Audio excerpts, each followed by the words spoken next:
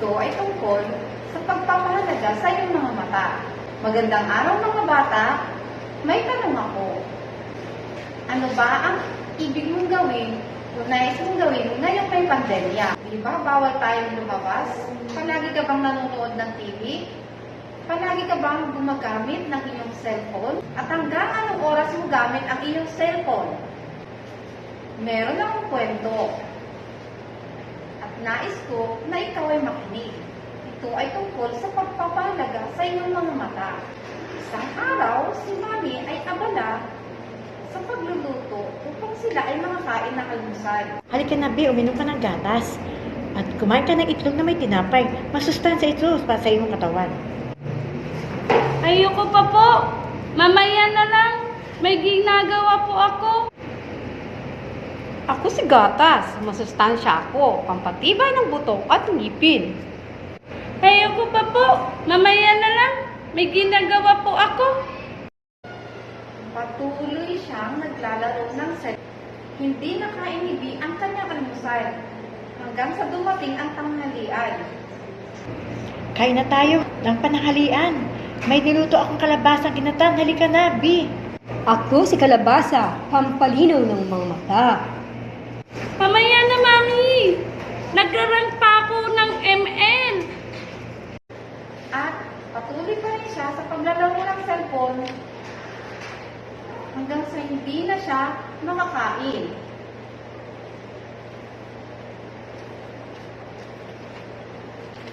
Dumating si Daddy at sila ay kakain na ng hapunan. Tinawag ni Mami si Daddy at si B. Daddy, Bi, halina kayo. Dito na kasi sa pagkainan. May niluto akong manok na may carrots. Ako si Carrots. Katulad ni Kalabasa, pampalinaw din ng mga mata. Daddy, alam mo ba? Halos hindi ko makain si Bi ng almusal at pananghalian. Ababi, hindi maaari yan. Manghihina ka at lalabo ang iyong mga mata na laging nakatutok sa cellphone. Gutom na gutom si B at kumain ng kumain at hindi na niya pinapansin si Mami at si Daddy. Palaging ganito ang ginagawa ni B sa araw-araw. Minsan, chichirya pa ang kanyang kinakain, pagkain di masustansya. Isang araw, nagising si B na umiiyak. Masakit daw ang kanyang mga mata. Mami, hindi maimulat ang aking mata. Masakit. Naku, ano nangyari sa iyo, naku? Dahan-dahan mo idilat. Mami, wala akong makita. Halika nga, pupunta na tayo sa doktor upang mapacheck up iyong mga mata. Dinala si B sa ospital upang ipa-check up ang kanyang mga mata.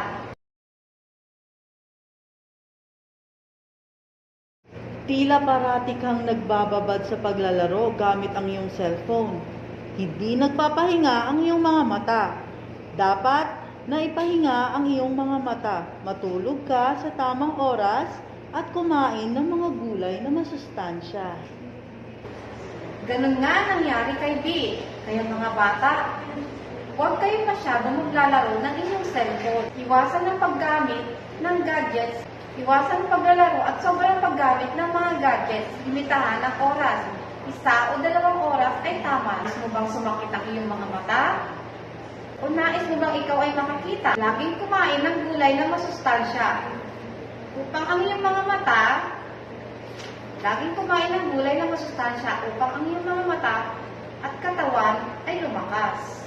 Bata, sana'y naintindihan mo ang aming mga kwento. Palagi makikinig kay Mami, kay Mama o kay Nanay.